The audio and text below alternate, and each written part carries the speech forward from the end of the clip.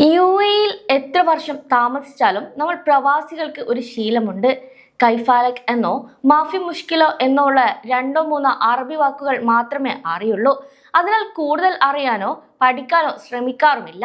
കാരണം ഇംഗ്ലീഷ് അറിയാലോ അത് മതിയല്ലോ എന്ന ആത്മവിശ്വാസമാണ് ഇതിന് കാരണം.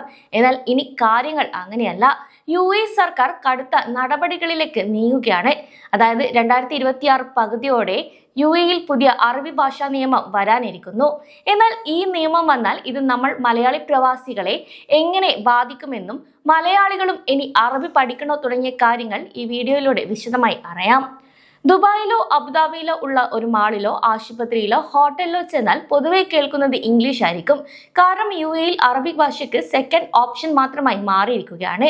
കൂടാതെ വിമാനത്താവളങ്ങളിലും സർക്കാർ ഓഫീസുകളിൽ പോലും ഇംഗ്ലീഷ് സംസാരിക്കുന്നതിനാലും ആധിപത്യം പുലർത്തുന്നതിനാലും യുഎഇ നിവാസികൾക്കിടയിൽ വലിയ പ്രതിഷേധമുണ്ടായിരുന്നു. യുവാക്കളായ എമിറാത്തികൾ പോലും പരസ്പരം ഇംഗ്ലീഷിൽ സംസാരിക്കുന്നത് അവരുടെ ദേശീയ സ്വത്വത്തിന് ഭീഷണിയാണെന്ന് ഫെഡറൽ നാഷണൽ കൗൺസിൽ നേരത്തെ വിലയിരുത്തിയിരുന്നു. ഒരു ജനതയുടെ മതം, ചരിത്രം, മൂല്യങ്ങൾ എന്നിവയെല്ലാം അവരുടെ ഭാഷയുമായി ബന്ധപ്പെട്ടിരിക്കുന്നതായും അതുകൊണ്ട് തന്നെ അറബിക്ക് വെറുമൊരു ആശയവിനിമയ ഉപാധി മാത്രമല്ല, അത് യുഎഇയുടെ ആത്മാവാണെന്ന് യുഎഇ വ്യക്തമാക്കി. ഇതോടെയാണ് ചർച്ചകൾക്ക് തുടക്കമിട്ടത്. തുടർന്ന് 2026 27 ഇടയിൽ യുഎഇയിൽ പുതിയ അറബി ഭാഷാ നിയമം നടപ്പിലാക്കാൻ സർക്കാർ ഒരുങ്ങുന്നതായി അറിയിച്ചിരുന്നു. ഇതിനായി ഒരു ദേശീയ കൗൺസിൽ രൂപീകരിക്കുമെന്നും വ്യക്തമാക്കി. ഈ നിയമം വെറുതെ സ്കൂളിൽ മാത്രം ഒതുങ്ങുന്നതല്ല.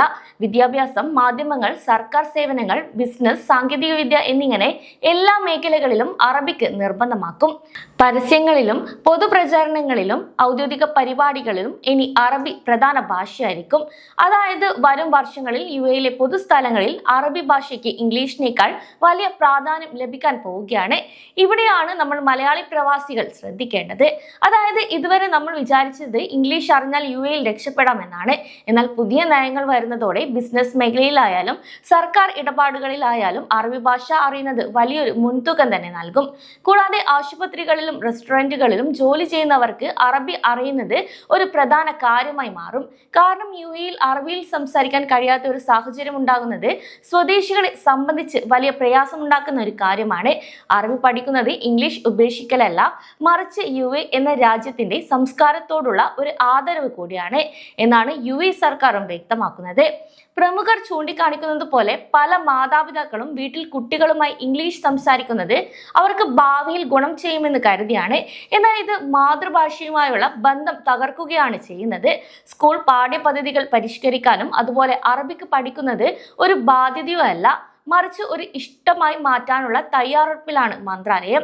കൂടാതെ വരും മാസങ്ങളിൽ അറബി നിയമം വരുമ്പോൾ യുഎഇ മാത്രമല്ല യുഎഇയിലെ പ്രവാസികളും ഈ ഒരു മാറ്റത്തിനൊപ്പം സ്വയം മാറണം. അതിനാൽ ഇത് മലയാളികളെയോ ഇംഗ്ലീഷിനെയോ താഴ്ത്തിക്കെട്ടാനല്ല, മറിച്ച് ഇതൊരു വലിയ സാംസ്കാരിക വിപ്ലവത്തിന്റെ തുടക്കമായാണ് കാണുക. കൂടാതെ ഇനി മുതൽ കുറഞ്ഞത് അത്യാവശ്യ സംഭാഷണമെങ്കിലും പഠിച്ചു വെക്കുന്നതും യുഎഇയിലെ നമ്മുടെ ജീവിതം എളുപ്പമാക്കാനും സഹായിക്കും.